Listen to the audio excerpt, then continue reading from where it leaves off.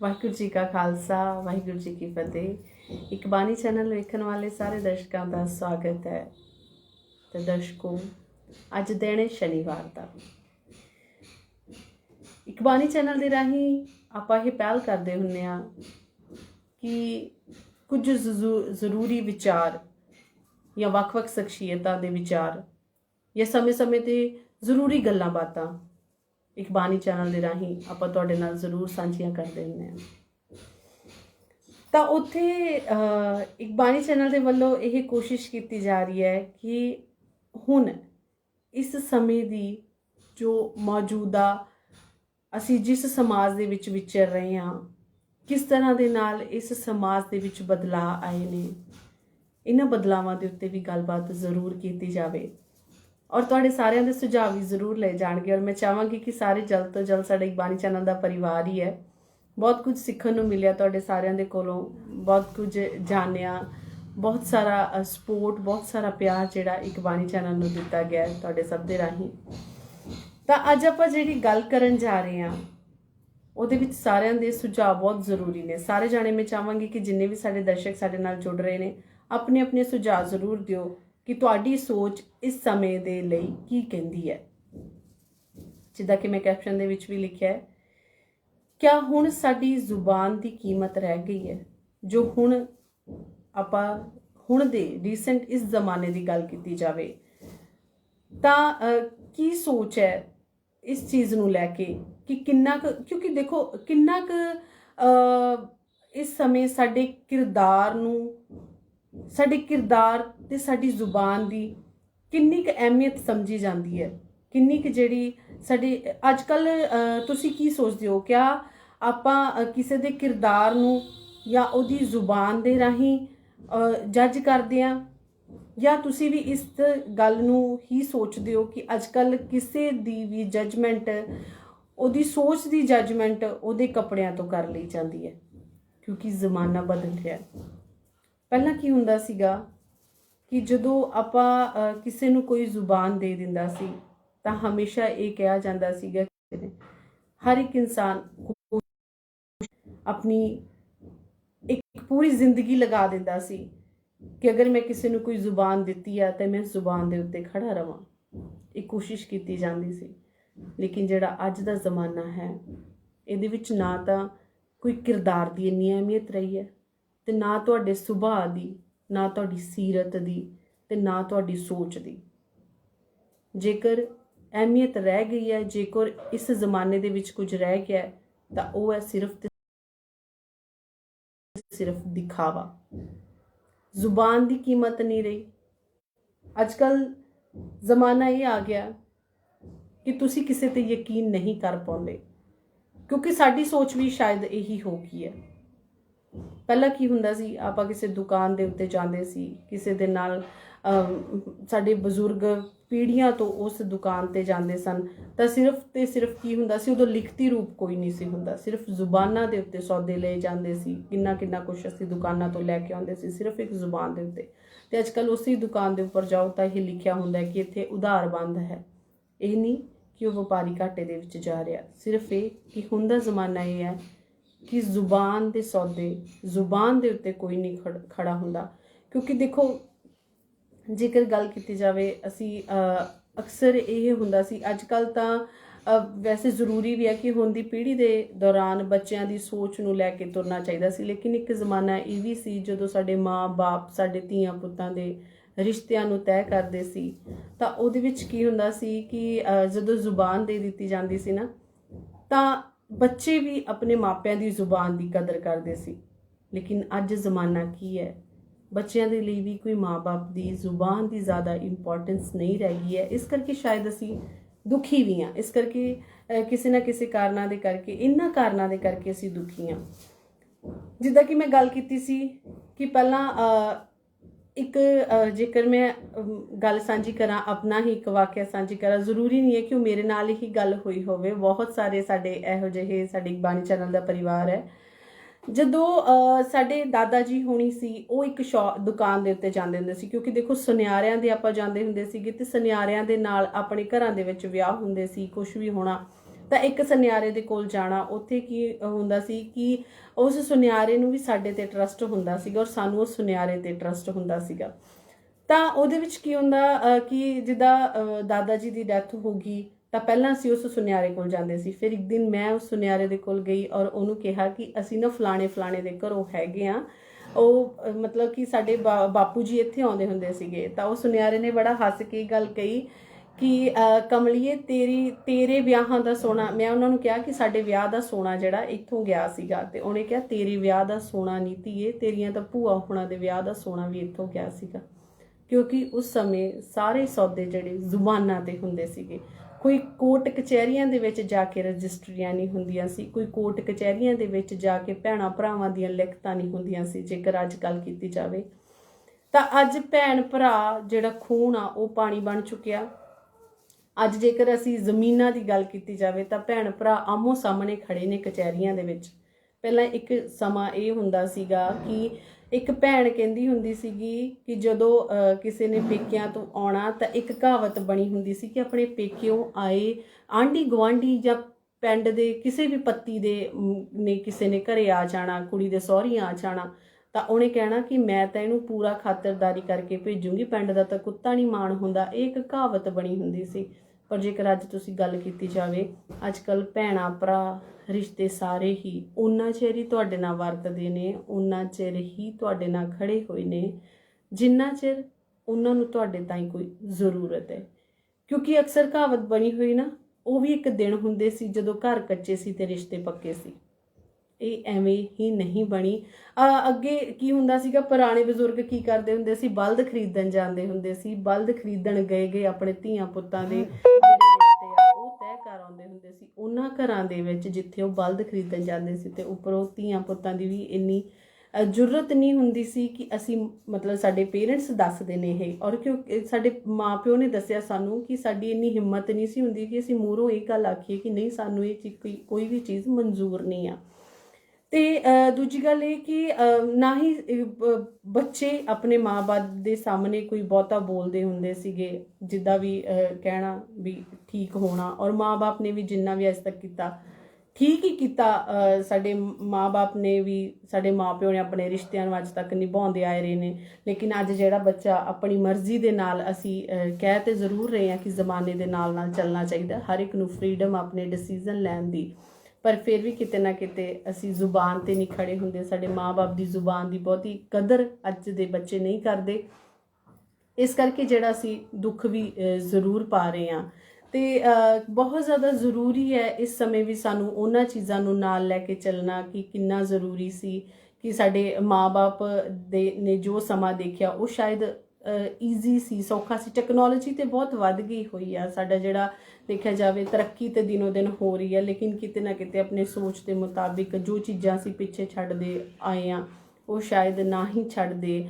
ਤਾਂ ਅੱਜ ਕੱਲ੍ਹ ਦੇਖੋ ਅਸੀਂ ਗੱਲ ਕਰੀਏ ਤੇ ਸਾਰੇ ਦੇ ਜਿੰਨੇ ਵੀ ਸਾਡੇ ਦਰਸ਼ਕ ਸੁਣ ਰਹੇ ਨੇ ਉਹਨਾਂ ਨੂੰ ਪਤਾ ਹੋਏਗਾ ਕਿ ਆਪਾਂ ਜਦੋਂ ਕਿਸੇ ਦੇ ਨਾਲ, ਇਸ ਸਮੇਂ ਜ਼ਮਾਨਾ ਕੀ ਰਹਿ ਗਿਆ, ਫਾਰਮੈਲਿਟੀ ਦਾ ਰਹਿ ਗਿਆ।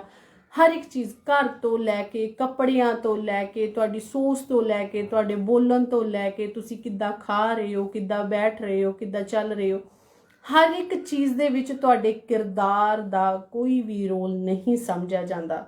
ਤੁਹਾਡੀ ਸੋਚ ਕੀ ਹੈ, ਤੁਸੀਂ ਕਿੱਦਾਂ ਦੇ ਕਿਰਦਾਰ ਦੇ ਹੋ, ਤੁਹਾਡੀ ਸੀਰਤ ਕੀ ਹੈ, ਇਹ ਮੈਟਰ ਕਰ ਹੀ ਨਹੀਂ ਰਹੀ। ਸ਼ਾਇਦ ਇਸ ਕਰਕੇ ਜ਼ਮਾਨੇ ਦੀ ਸੋਚ ਬਹੁਤ ਸੋੜੀ ਹੋ ਚੁੱਕੀ ਹੈ। ਔਰ ਇਸ ਸੋੜੀ ਸੋਚ ਦੇ ਵਿੱਚ ਆਪਾਂ ਕਹਿ ਰਹੇ ਹਾਂ ਨਾ ਕਿ ਪਹਿਲਾਂ ਡਿਪਰੈਸ਼ਨ ਨਹੀਂ ਹੁੰਦਾ ਸੀ ਸਾਨੂੰ, ਜ਼ਿਆਦਾ ਲੋਕਾਂ ਨੂੰ ਪਿਛਲੇ ਜ਼ਮਾਨੇ ਦੇ ਵਿੱਚ ਅਸੀਂ ਨਹੀਂ ਕਦੀ ਦੇਖਿਆ, ਜਾਂ ਆਪਣੇ ਮਾਂ-ਬਾਪ ਦੇ ਸਮੇਂ ਦੀ ਗੱਲ ਕੀਤੀ ਜਾਵੇ ਉਹਨਾਂ ਨੂੰ ਅਸੀਂ ਕਦੀ ਨਹੀਂ ਦੇਖਿਆ ਕਿ ਉਹਨਾਂ ਦੇ ਸਮੇਂ ਦੇ ਵਿੱਚ ਕੋਈ ਡਿਪਰੈਸ਼ਨ ਦੇ ਵਿੱਚ ਹੋਵੇ। ਅੱਜ ਕੱਲ੍ਹ ਡਿਪਰੈਸ਼ਨ ਦਾ ਕਾਰਨ ਕੀ ਹੈ? ਸਾਡੀਆਂ ਰੀਸਾਂ। ਦੁਨੀਆ ਰੀਸ ਨੇ ਪੱਟੀ ਹੋਈ ਹੈ। ਹਰ ਇੱਕ ਬੰਦਾ ਇਹ ਰੀਸ ਕਰਦਾ। ਜਿੱਦਾਂ ਸਾਡੇ ਬਜ਼ੁਰਗ ਕਹਿੰਦੇ ਹੁੰਦੇ ਸੀ ਨਾ ਕਿ ਜੇਕਰ ਦੂਜੇ ਸ਼ਰੀਕ ਦਾ ਮੂੰਹ ਲਾਲਾ ਤਾਂ ਆਪਦਾ ਚਪੇੜਾ ਮਾਰ ਕੇ ਨਹੀਂ ਕਰਨਾ। ਪਰ ਅੱਜ ਕੀ ਹੈ, ਜੇ ਸ਼ਰੀਕ ਦਾ ਮੂੰਹ ਲਾਲਾ ਤਾਂ ਆਪਦਾ ਚਪੇੜਾ ਮਾਰ ਕੇ ਕਰ ਲਓ, ਨਹੀਂ ਤਾਂ ਤੁਹਾਡਾ ਲੈਵਲ ਜਿਹੜਾ ਡਾਊਨ ਚਲਾ ਜਾਊਗਾ। ਇਸ ਕਰਕੇ ਤਾਂ ਉੱਥੇ ਕੀਮਤ ਤੇ ਕੀ ਹੀ ਰਹਿਣੀ ਸੀ, ਜ਼ੁਬਾਨਾਂ ਦੀਆਂ ਕੀਮਤਾਂ ਤੇ ਰਹਿਣੀਆਂ ਹੀ ਕੀ ਸੀਗੀਆਂ, ਜਿੱਥੇ ਜਿਹੜੀ ਦੁਨੀਆ ਉਹੀ ਦਿਖਾਵੇ ਦੀ ਹੋ ਗਈ ਹੋਵੇ, ਹਰ ਇੱਕ ਚੀਜ਼ ਦੇ ਵਿੱਚ ਦਿਖਾਵਾ ਹੋਵੇ। ਸਾਡੇ ਮਾਂ-ਬਾਪ ਕਹਿੰਦੇ ਹੁੰਦੇ ਸੀ, ਮੰਮੀ ਸਮਝਾਉਂਦੇ ਹੁੰਦੇ ਸੀ ਸਾਨੂੰ ਕਿ ਹਮੇਸ਼ਾ ਓਨਾ ਹੀ ਬੋਲੋ ਜਿੰਨਾ ਤੁਸੀਂ उन्नी की गल करो जिन्नी तुसी पुगा सकते हो। लेकिन अजकल जमाना पता की है कि अगर तुसी किसी थां दे उत्ते बह के 5-7 फड़ा नहीं मारदे, अगर तुसी एक गल कहनी आ, एक गल कह के थोड़ा सरदा होवे, जेकर एक गल उत्थे कह के चुप हो जाओ तो अगला बंदा यही सोचदा कि शायद इस इंसान दे तां ना लेवल ही कोई नहीं है, इस इंसान दे कोल दे पल्ले कुछ नहीं हैगा। लेकिन की हुंदा है जिहड़ा घट बोलदा ना, शायद उहदे पल्ले थोड़ा सा ज़्यादा कुछ हुंदा है। ਤਾਂ अगर कोई इंसान एक गल नाल सरदा होवे, लेकिन जेकर वो सोचदा होवे कि हुण मैं इत्थे बह ते गया ते 5-7 फड़ा मार ही लवां ਤਾਂ शायद इन्हां दे सामने मेरा किरदार उच्चा हो जावे, ਤਾਂ ਉਹ ਬੰਦਾ ਜਿਹੜਾ ਫੜਾ ਮਾਰਨ ਵਾਲਾ ਬੰਦਾ ਉਹ ਅੱਗੋਂ ਇਹੀ ਸੋਚਦਾ ਹੁੰਦਾ ਹੈ ਕਿ ਜਿਹੜਾ ਅਗਲਾ ਬੰਦਾ ਨਾ ਉਹ ਤੇ ਬੇਵਕੂਫੀ ਬੈਠਾ, ਮੇਰੀਆਂ ਫੜਾ ਸੁਣਨ ਨੂੰ ਬੈਠਾ, ਤੁਹਾਡੇ ਮੂੰਹ ਤੇ ਉਹ ਬਹੁਤ ਜੀ ਕਰੇਗਾ, ਹਾਂ ਤੁਹਾਡੇ ਹਾਂ 'ਚ ਹਾਂ ਵੀ ਮਿਲਾਈ ਜਾਏਗੀ, सिर भी हिलाया जाएगा, हाँ हाँ तुसी ते बहुत वधिया। लेकिन जो तुसी उठ के उत्थे ही बाहर जाओगे ना, ये सोच के रखियो आपदे दिल दे विच, ये मतलब ये चीज़ां असीं मैं देखियां होईयां ने, ये सोचना ही पवेगा सानू कि तुसी उठ के बाहर जाओगे ना, उस इंसान ने तुहाडी बुराई करनी शुरू कर ही देनी है कि ये मेरे को आई फड़ा मार गया जिवें मैं पागल होवां।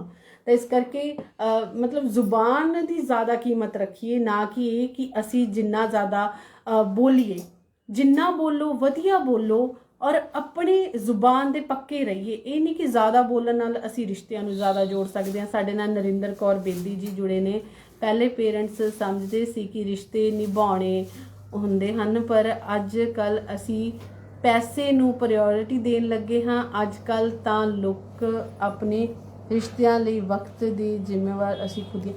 बिल्कुल नरिंदर कौर जी तुसी सही गल आखी है कि अजकल लोग आ जिहड़ा, मैं भी वही गल कही ना, क्योंकि दिखावे की दुनिया रह गई है। हरमिंदर सिंह जी लिख रहे ने, सही गल है बिल्कुल वीर जी।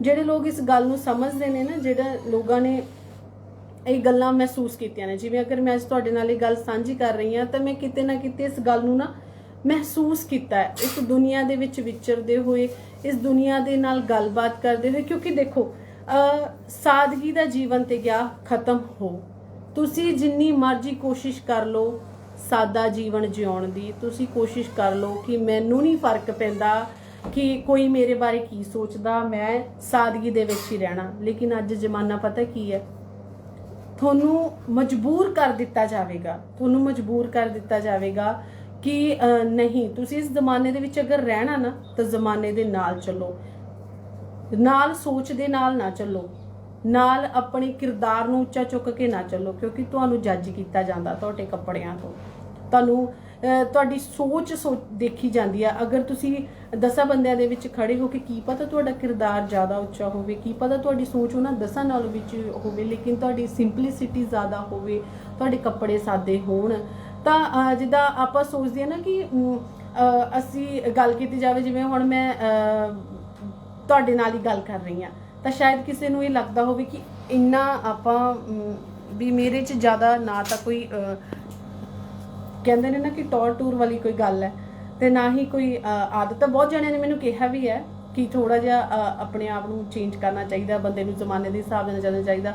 लेकिन मेरी सोच भी उस समय ये हुंदी सीगी कि नहीं, जो तुहाडी सीरत है ना, अगर तुसी किसी नूं हੱਸ के बुलाउने हो ना, ਉਹੀ बहुत आ, ਉਹ अगले नूं ही लगता। लेकिन किते ना किते लोगों ने बहुत लोगों के विचरे आ, तो 100 ਦੇ ਵਿੱਚੋਂ 90% लोग थोड़ी सीरत नूं सोचते होणगे, बाकी बहुते लोग तुहाडे कपड़ियां तो, तुहाडी सूरत तो तुहानूं जज करते हैं कि तुसी की हो, और फिर उस नूं आपां नाम दिंदे आ कि चलो जमाने के हिसाब दे नाल चलना। सही भी गल है कि जमाने के हिसाब दे नाल चलना नहीं भी चाहिए, क्योंकि जमाना ही ऐसा। दलजीत सिंह जी साडे नाल जुड़े हुए ने, सत श्री अकाल जी, वॉचिंग फ्रॉम मैलबॉर्न, बहुत बहुत धन्यवाद वीर जी। बहुत सारा प्यार है जिहड़ा एक बाणी चैनल नूं मिलदा सारिਆਂ ਦੇ ਵੱਲੋਂ ही। तो जिस तरह के गल की जाए, झूठ वध गया, बहुत ज़्यादा झूठ वधिया होया, इस करके असीं दुखी हाँ। गल गल किते झूठ बोलिया जाता, उस गल ते भी झूठ बोलिया जाता। अज के जमाने में जिथे सरदा होवे असीं उत्थे भी झूठ बोलते, क्योंकि आदत पै गई। जे जिथे साडा सरदा होवे ना कि असीं इत्थे ना ही बोलीए, बोले बिना ही सरदा, तो बोलण की जरूरत की है। लेकिन उत्थे भी असीं पता की करते हैं, झूठ बोलते हैं। फिर उस झूठ नूं बोलते बोलते असीं की करते हैं, एक झूठ नूं लुकाउण दे लई फिर 10 झूठ होर बोलते हैं, ਫਿਰ ਉਹ ਸਾਡੀ ਕੀ ਹੈ ਇੱਕ ਨਾ ਆਦਤ ਬਣ ਜਾਂਦੀ ਹੈ। ਫਿਰ ਇਨਸਾਨ ਪਹਿਲਾਂ ਕੀ ਹੁੰਦਾ ਸੀ, ਸਾਨੂੰ ਨਿੱਕੇ ਹੁੰਦੇ ਤੋਂ ਸਿਖਾਇਆ ਜਾਂਦਾ ਸੀ ਕਿ ਝੂਠ ਨਹੀਂ ਬੋਲਣਾ ਪਾਪ ਲੱਗੂਗਾ, ਝੂਠ ਨਹੀਂ ਬੋਲਣਾ ਐਂ ਹੋ ਜਾਊਗਾ। ਅੱਜ ਕੱਲ੍ਹ ਤਾਂ ਅਸੀਂ ਬੱਚਿਆਂ ਨੂੰ, ਬੱਚੇ ਤੇ ਸਾਡੇ ਸਮਝਦੇ, ਇੱਕ ਤੇ ਬੱਚਾ ਪੈਸਾ ਪਹਿਲਾਂ ਦੇਖ ਲੈਂਦਾ, ਪੈਸਾ ਕੀ ਹੁੰਦਾ, ਇਸ ਕਰਕੇ ਉਹਨੂੰ ਪੈਸੇ ਨਾਲ ਮੋਹ ਹੁੰਦਾ। ਦੂਜਾ ਬੱਚਾ ਇਹ ਸੋਚ ਲੈਂਦਾ, ਜਿਵੇਂ ਹੁਣ ਅਸੀਂ ਆਪਣੇ ਛੋਟੇ ਜਿਹੇ ਬੱਚੇ ਨੂੰ ਇਹ ਗੱਲ ਕਹਿ ਦਈਏ ਕਿ ਮੈਂ ਨਾ ਤੈਨੂੰ ਇਹ ਚੀਜ਼ ਲੈ ਕੇ ਦਊਂਗੀ, ਤੂੰ ਨਾ ਐਂ ਕਰ ਲੈ, ਫਿਰ ਉਹ ਕੰਮ ਅਸੀਂ ਆਪਾਂ ਕਰਦੇ ਨਹੀਂਗੇ। ਕਿ ਤਾਂ ਹੀ ਕਹਿੰਦੇ ਨਾ ਉਨੀ ਕੁ ਗੱਲ ਕਰੋ ਜਿੰਨੀ ਕੁ ਮੂੰਹ ਚੋਂ ਨਿਭ ਜਾਏ। ਫਿਰ ਉਹ ਕੰਮ ਆਪਾਂ ਕਰਦੇ ਨਹੀਂ ਹੈਗੇ ਤੇ ਬੱਚਾ ਉੱਥੋਂ ਹੀ ਪਕੜ ਲੈਂਦਾ ਕਿ ਇਹ ਗੱਲ ਤਾਂ ਐਵੇਂ ਹੀ ਕਹੀ ਆ ਤੇ ਆਈ ਮੈਂ ਕਹਿਦਾ। ਇੱਥੋਂ ਪਤਾ ਲੱਗਦਾ ਬੱਚੇ ਨੂੰ ਝੂਠ ਕੀ ਹੁੰਦਾ, ਉਹਨੇ ਸਾਥੋਂ ਹੀ ਬੋਲਣਾ ਸਿੱਖਿਆ ਕਿ ਝੂਠ ਕੀ ਹੁੰਦਾ ਹੈ। ਤੇ ਇਸ ਕਰਕੇ ਬੜਾ ਜ਼ਰੂਰੀ ਹੈ ਇਸ ਸਮੇਂ ਦੇ ਵਿੱਚ ਕਿ ਮਤਲਬ ਦਿਲੋਂ ਮੈਨੂੰ ਬੜਾ ਦੁੱਖ ਮਹਿਸੂਸ ਹੁੰਦਾ ਹੈ ਕਿ ਅੱਜ ਦੇ ਜ਼ਮਾਨੇ ਦੇ ਵਿੱਚ ਸਾਨੂੰ ਸਾਡੇ ਕੱਪੜਿਆਂ ਤੋਂ, ਸਾਡੀ ਡਰੈਸਿੰਗ ਸੈਂਸ ਤੋਂ, ਅਸੀਂ ਕਿੱਦਾਂ ਦੇ ਨਾਲ ਸਾਡਾ ਪਹਿਰਾਵਾ, ਕਿੰਨੇ ਕੁ ਅਸੀਂ ਸੋਹਣੇ ਬਣ ਕੇ ਘਰੋਂ ਨਿਕਲਦੇ ਹਾਂ, ਇਹਨਾਂ ਚੀਜ਼ਾਂ ਤੋਂ ਸਾਨੂੰ ਜ਼ਿਆਦਾ ਜੱਜ ਕੀਤਾ ਜਾਂਦਾ ਵਾ। ਜਦ ਕਿ ਬਹੁਤ ਜ਼ਰੂਰੀ ਆ ਸਾਨੂੰ ਲੋਕਾਂ ਦੇ ਦਿਲਾਂ ਨੂੰ ਪੜ੍ਹਨਾ, ਲੋਕਾਂ ਦੀ ਸੀਰਤ ਦੇ ਤੋਂ ਉਹਨਾਂ ਨੂੰ ਮਹਿਸੂਸ ਕਰਨਾ, ਉਹਨਾਂ ਦੇ ਗੁਣਾਂ ਤੋਂ। ਪਹਿਲਾਂ ਜ਼ਮਾਨੇ ਦੇ ਵਿੱਚ ਹੁੰਦਾ ਸੀ ਕਿ ਮਾਵਾਂ ਵੀ ਕਹਿੰਦੀਆਂ ਹੁੰਦੀਆਂ ਸੀ ਕੁੜੀਆਂ ਨੂੰ ਕਿ ਬਹੁਤਾ ਜ਼ਰੂਰੀ ਨਹੀਂ ਹੈ ਕਿ ਤੁਸੀਂ ਪੈਣ ਪੱਚਰ ਕੇ ਨਿਕਲੋ, ਸੱਜ ਧੱਜ ਕੇ ਨਿਕਲੋ, ਤੁਹਾਡੇ ਨਾ ਕਿਸੇ ਨੇ ਸੂਰਤ ਨਹੀਂ ਵੇਖਣੀ, ਤੁਹਾਡੀ ਸੀਰਤ ਵੇਖਣੀ ਆ।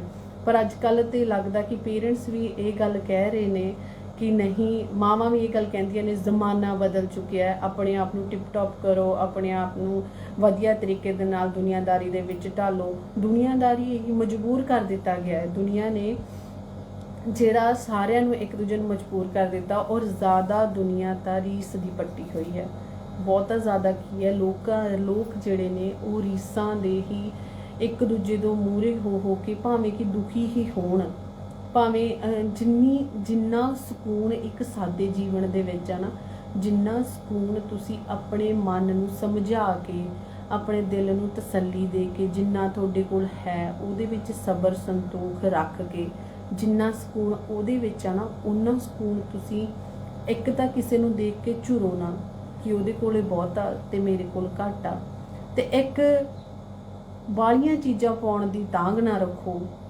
ਜਿੰਨਾ ਹੈ ਉਹਦੇ ਵਿੱਚ ਸਬਰ ਕਰੀਏ। ਜੇਕਰ ਆਪਾਂ ਬਹੁਤਾ ਸਾਡੇ ਕੋਲ ਜੋ ਹੈ ਉਹਦੇ 'ਚ ਸਬਰ ਨਹੀਂ ਕਰਦੇ, ਬਹੁਤਾ ਲੈਣ ਦੇ ਬਾਰੇ ਵਿੱਚ ਸੋਚਦੇ ਹਾਂ ਤਾਂ ਅਸੀਂ ਦੁੱਖ ਹੀ ਪਾਉਂਦੇ ਹਾਂ। ਤਾਂ ਇਸ ਜ਼ਮਾਨੇ ਦੇ ਵਿੱਚ ਵੈਸੇ ਤਾਂ ਮੈਨੂੰ ਲੱਗਦਾ ਕਿ ਮੇਰੀਆਂ ਗੱਲਾਂ ਮੇਰੇ ਨਾਲੋਂ ਤਾਂ ਬਹੁਤ ਜ਼ਿਆਦਾ ਸਿਆਣੇ ਨੇ ਸਾਰੇ, ਲੇਕਿਨ ਜੋ ਮੈਂ ਮਹਿਸੂਸ ਕੀਤਾ ਆਪਣੇ ਆਪ ਨੂੰ, ਮੈਨੂੰ ਇਹ ਲੱਗਿਆ ਇੱਕ ਤਾਂ ਸਾਡੇ ਜ਼ੁਬਾਨ ਦੀ ਕੋਈ ਕੀਮਤ ਨਹੀਂ ਰਹੀ, ਸਾਡੇ ਕਿਰਦਾਰ ਦੀ ਕੋਈ ਐਡੀ ਵੱਡੀ ਕੀਮਤ ਨਹੀਂ ਰਹੀ। ਦੂਜਾ, ਅਸੀਂ ਕਿਸੇ ਨੂੰ ਵੀ ਜੱਜ ਕਰਦੇ ਹਾਂ ਉਹਦੇ ਕੱਪੜਿਆਂ ਤੋਂ ਜੱਜ ਕਰਨਾ ਸ਼ੁਰੂ ਕਰ ਦਿੰਦੇ ਹਾਂ। ਅਜਿਹਾ ਨਹੀਂ ਹੈ।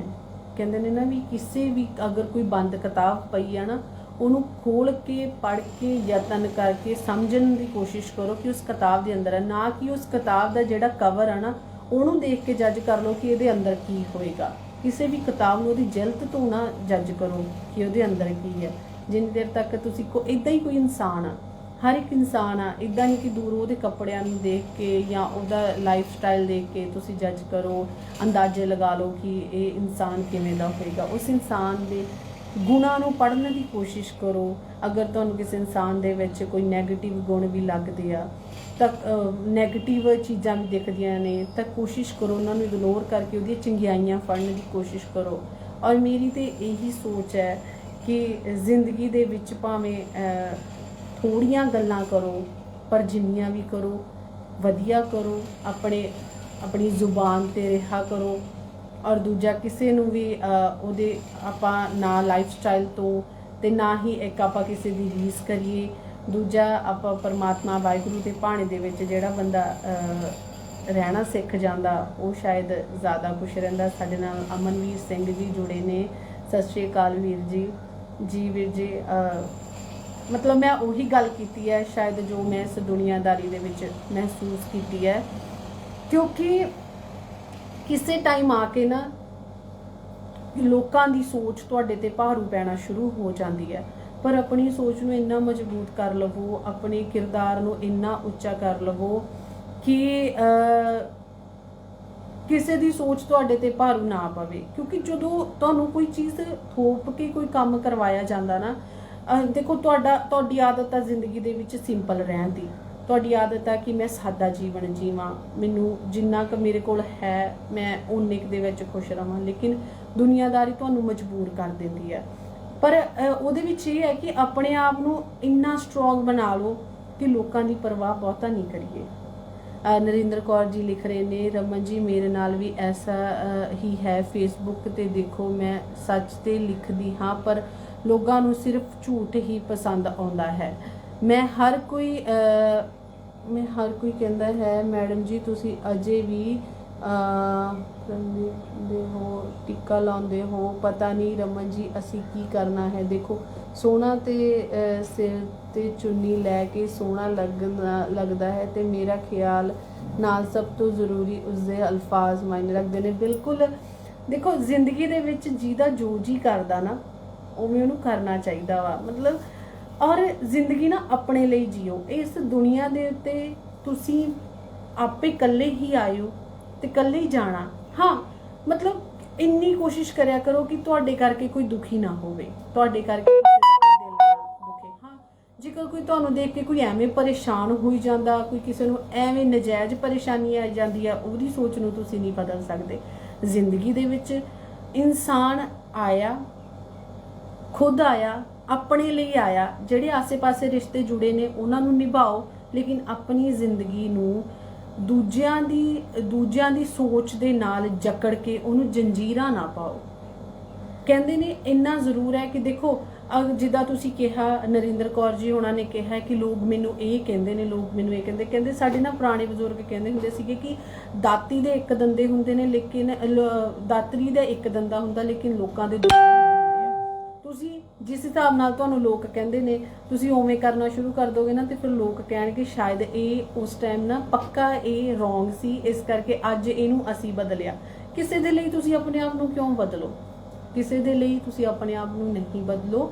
जिंदगी तुहानूं मिली है, तुहाडी जिंदगी है, इहदे उपर सिर्फ तुहाडा ते वाहिगुरू दा हक है। जिन्ने उहने तुहानूं स्वास दिते ने उहदी रजा दे विच रहिंदे होए बस किसी नूं अरदास करिया करिए सवेरे उठ के, वाहिगुरू जी मेरे कोलों जिंदगी अज पूरे दिन विच इहो जिहा कोई काम ना कराइओ जिहदे नाल किसी नूं दुख पहुंचे। बस ਜਦੋਂ ਤੁਸੀਂ ਜ਼ਿੰਦਗੀ ਦੇ ਵਿੱਚ ਕਿਸੇ ਨੂੰ ਦੁਖੀ ਨਹੀਂ ਕਰੋਗੇ, ਤੁਸੀਂ ਕਿਸੇ ਨੂੰ ਦੁੱਖ ਨਹੀਂ ਦਿੰਦੇ ਤਾਂ ਅਗਲਾ ਬੰਦਾ ਤੁਹਾਨੂੰ ਦੁਖੀ ਦੇਣ ਵਾਲਾ ਕਿੰਨਾ ਕੁ ਦੁੱਖ ਦੇ ਸਕਦਾ। ਇੱਕ ਦਿਨ ਥੱਕ ਹਾਰ ਕਿ ਉਹ ਵੀ ਬਹਿ ਹੀ ਜਾਏਗਾ। ਔਰ ਨਰਿੰਦਰ ਕੌਰ ਜੀ ਹੋਣਾ ਦੀ ਮੈਂ ਅਕਸਰ ਸੁਣਦੀ ਰਹਿੰਦੀ ਹੁੰਦੀ ਹਾਂ, ਬਹੁਤ ਵਧੀਆ ਥਾਟਸ ਹੁੰਦੇ ਨੇ ਇਹ ਦਿੰਦੇ ਨੇ। ਔਰ ਜ਼ਿੰਦਗੀ ਦੇ ਵਿੱਚ ਸਾਨੂੰ ਉਹਨਾਂ ਨੂੰ ਅਮਲ ਦੇ ਵਿੱਚ ਵੀ ਲਿਆਉਣਾ ਚਾਹੀਦਾ ਵਾ। बस मेरी तो इन्नी की कोशिश सी जो जिंदगी दे विच महसूस किया हुण तक। वैसे तो असी बहुती जिंदगी देखी नहीं हजे, वाहिगुरू जी की जिन्नी भी हाले तक समर्थ बख्शी है जां इत्थों तक असी आए हैं, उहदे विच यही महसूस किया है कि कुछ सालां दे विच कि तुहानूं तुहाडे किरदार की कीमत बाली नहीं रही इस दुनिया दे विच जिन्नी कि तुहाडे दिखावे दी रह गई है, तुहाडे पहरावे दी रह गई है।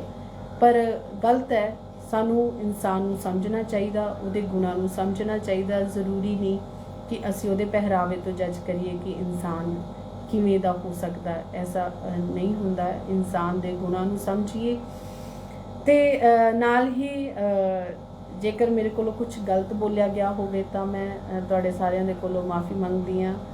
जो अपने दिल दे विच सोचिया वो अपनी बाणी चैनल के परिवार के नाल साझा किया। हुण वेला हो गया तुहाडे सारिआं तो इजाजत लैण दा। और कोशिश करिए मैं अखीर दे विच फिर एक छोटी जी यह तुहाडे सारिआं नूं बेनती ही करांगी कि जुबान बहुत ज़रूरी है। पहला कहंदे सी ना कि जुबानां दे सालां दियां जुबानां जिहड़ियां पक्कियां हुंदियां सन, जुबानां दे सौदे हुंदे सीगे। जुबान दी जिहड़ी कोशिश करिए अपनी जुबान दे पक्के रहिए। और दूसरा कोशिश करिए किसी नूं भी जिंदगी दे विच दुख ना देइए। हमेशा कोशिश करिए तुहाडे राही किसी दे चेहरे दे उत्ते जिहड़ी खुशी आवे, स्माइल आवे। और मैं नरिंदर कौर जी होना दी गल दा फिर तो जवाब देवांगी कि भैन जी जिंदगी तुहाडी है, तुहानूं मिली है, इहदे ते तुहाडा ते वाहिगुरू दा हक है, होर किसी दा हक नहीं है। अपनी जिंदगी नूं अपने तरीके दे नाल जियो। कोई किसी दी सोच नूं ਕਿਸੇ ਦੇ ਪ੍ਰੈਸ਼ਰ ਨੂੰ ਆਪਣੇ ਆਪ ਉੱਤੇ ਭਾਰੀ ਹੋਣ ਨਾ ਦਿਓ। ਕੋਈ ਕੀ ਸੋਚਦਾ, ਦੁਨੀਆ ਕੀ ਕਹਿੰਦੀ ਹੈ, ਬਸ ਲੋਕ ਇਹੀ ਕਹਿੰਦੇ ਨੇ ਸਾਡੇ ਮਤਲਬ ਜਿੱਦਾਂ ਬਜ਼ੁਰਗਾਂ ਨੇ ਸਿਖਾਇਆ ਕਿ ਖਾਓ ਮਨ ਭਾਉਂਦਾ ਤੇ ਪਹਿਨੋ ਜੱਗ ਭਾਉਂਦਾ, ਵੀ ਇਹ ਇੱਕ ਸੋਚ ਬਣੀ ਹੋਈ ਹੈ। ਮੈਂ ਅਕਸਰ ਤੁਹਾਡੀਆਂ ਵੀਡੀਓਜ਼ ਦੇ ਵਿੱਚ ਦੇਖਦੀ ਹੁੰਦੀ ਹਾਂ, ਵਧੀਆ ਤੁਸੀਂ ਡਰੈਸਿਸ ਪਾਉਂਦੇ ਹੋ, ਐਸਾ ਕੋਈ ਨਹੀਂ ਹੈਗਾ, ਜਿਹਨੂੰ ਜਿਵੇਂ ਚਿੱਤ ਕਰਦਾ ਵੀ ਉਵੇਂ ਅਗਲਾ ਕਰਦਾ ਵਾ, ਹੈ ਨਾ। ਰਮਨ ਜੀ, ਮੈਂ ਤੁਹਾਡੇ ਤੇ ਇੱਕ ਕਵਿਤਾ ਲਿਖ ਰਹੀ ਹਾਂ, ਜਲਦੀ ਹੀ ਤੁਹਾਡੇ ਰੂਬਰੂ ਹੋਵੇਗੀ। ਇੰਨਾ ਵੈਸੇ ਮੈਨੂੰ ਲੱਗਦਾ ਨਹੀਂ ਹੈ ਕਿ ਤੁਸੀਂ ਬਹੁਤ ਜ਼ਿਆਦਾ ਮੈਨੂੰ ਮਾਣ ਦਿੱਤਾ, ਤੇ ਮੈਨੂੰ ਇਹ ਲੱਗਦਾ ਹੁੰਦਾ ਕਿ ਇਹ ਐਡੀ ਵੱਡੀ ਕੋਈ ਮੇਰੇ 'ਚ ਗੱਲ ਤਾਂ ਹੈ ਨਹੀਂ, ਕੁਆਲਿਟੀ ਹੈ ਨਹੀਂ ਕਿ ਕੀ ਵੇਖ ਕੇ ਤੁਸੀਂ ਮੇਰੇ ਉੱਤੇ ਲਿਖੋਗੇ। ਇਹ ਤਾਂ ਮੈਨੂੰ ਬਹੁਤ ਹੈਰਾਨੀ ਹੋਈ ਆ, ਤੁਸੀਂ ਲਿਖਿਆ, ਮੈਂ ਪੜ੍ਹਿਆ, ਆਪਣੇ ਆਪ 'ਚ ਬੜਾ ਇੱਦਾਂ ਜਿਹਾ ਹੋ ਰਿਹਾ ਕਿ ਇੰਨੀ ਕੋਈ ਮਤਲਬ ਮੇਰੇ ਤੇ ਤਾਂ ਤੁਸੀਂ ਅਗਰ ਕਲਮ ਚੁੱਕੋਗੇ, ਲਿਖਣਾ ਸ਼ੁਰੂ ਕਰੋਗੇ ਤਾਂ ਮੁੱਕ ਨਾ ਜਾਏ, ਕਿਉਂਕਿ ਮੈਨੂੰ ਇਹ ਲੱਗਦਾ ਹੁੰਦਾ ਮੇਰੇ 'ਚ ਸ਼ਾਇਦ ਕੋਈ ਐਸੀ ਕੁਆਲਿਟੀ ਹੈ ਨਹੀਂ ਹੈਗੀ। ਕਮੀਆਂ ਤਾਂ ਭਾਵੇਂ ਜ਼ਰੂਰ ਹੋਣਗੀਆਂ ਤੇ ਖੂਬੀਆਂ ਲੱਭਣੀਆਂ ਥੋੜ੍ਹੀਆਂ ਜਿਹੀਆਂ ਔਖੀਆਂ ਨੇ, ਪਰ ਚਲੋ ਵੇਖਦੇ ਹਾਂ। ਤੁਸੀਂ ਕਿਹਾ ਤਾਂ ਤੁਸੀਂ ਖੁਦ ਬਹੁਤ ਵਧੀਆ ਇਨਸਾਨ ਹੋ, ਆਪਾਂ ਦੇਖਦੇ ਬਾਣੀ ਚੈਨਲ ਦੇ ਪਰਿਵਾਰ ਦਾ ਤੁਸੀਂ ਹਿੱਸਾ ਹੋ, ਤਾਂ ਸਾਰਿਆਂ ਦੇ ਵੱਲੋਂ ਬਹੁਤ ਸਾਰਾ ਪਿਆਰ ਜਿਹੜਾ ਬਾਣੀ ਚੈਨਲ ਨੂੰ ਦਿੱਤਾ ਜਾ ਰਿਹਾ ਹੈ। ਜੇਕਰ ਕੋਈ ਗਲਤੀ ਹੋ ਗਈ ਹੋਵੇ ਤਾਂ ਮੈਂ ਸਾਰਿਆਂ ਦੇ ਕੋਲੋਂ ਮਾਫੀ ਮੰਗਦੀ ਹਾਂ। ਹੁਣ ਵੇਲਾ ਹੋ ਗਿਆ ਤੁਹਾਡੇ ਸਾਰਿਆਂ ਤੋਂ ਇਜਾਜ਼ਤ ਲੈਣ ਦਾ ਜੀ। ਸਤਿ ਸ਼੍ਰੀ ਅਕਾਲ।